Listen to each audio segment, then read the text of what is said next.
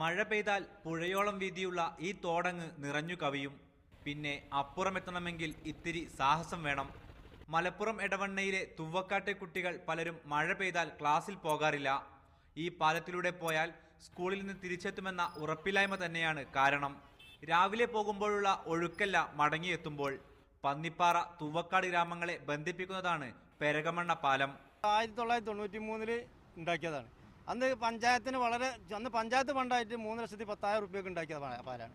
അന്ന് തന്നെ അന്ന് എസ്റ്റിമേറ്റ് എടുത്ത അതിൻ്റെ എഞ്ചിനീയർ അയാൾ പറഞ്ഞത് ഈ പാലത്തിന് ഞാൻ ഗ്യാരണ്ടി തരില്ല, ഏത് സമയത്ത് വിളിച്ചു പോകും. കുണ്ടും കുഴിയും നിറഞ്ഞ് ദ്രവിച്ച ഈ പാലത്തിലൂടെയാണ് നിറയെ കുട്ടികളുള്ള സ്കൂൾ ബസ് യാത്ര. അവധിയെടുത്താലും വൈകിയെത്തിയാലും കുട്ടികൾക്കുള്ള പഴി മുറ പോലെ കിട്ടുന്നുണ്ട്. ഇപ്പോൾ ഈ ക്ലാസ് ചെയ്യുന്ന വർക്കൊന്നും പറയാതെ സാർമാര് പറയുമ്പോൾ ഇത് നിങ്ങളെ പാലത്തെ മാത്രം മൂടലുള്ളൂ എന്നൊക്കെ ചോദിച്ചു. പഞ്ചായത്ത് മുതൽ MLA മാർ ഉൾപ്പെടെയുള്ളവരെ കണ്ടിട്ടും കാര്യമുണ്ടായില്ലെന്ന് നാട്ടുകാർ നെടുവീർപ്പിടുന്നു. കാലൊന്നു തെറ്റിയാൽ ഈ ചുഴി ജീവനെടുക്കുമെന്ന് കുട്ടികൾക്കറിയാം. എന്നാൽ ഇനി ജീവൻ പോയാലും ക്ലാസ് ഒഴിവാക്കി പഴി കേൾക്കാൻ ഈ കുട്ടികൾ തയ്യാറല്ല. ഇനി ആരോട് പറയാനെന്ന സങ്കടത്തിൽ നാട്ടുകാരും.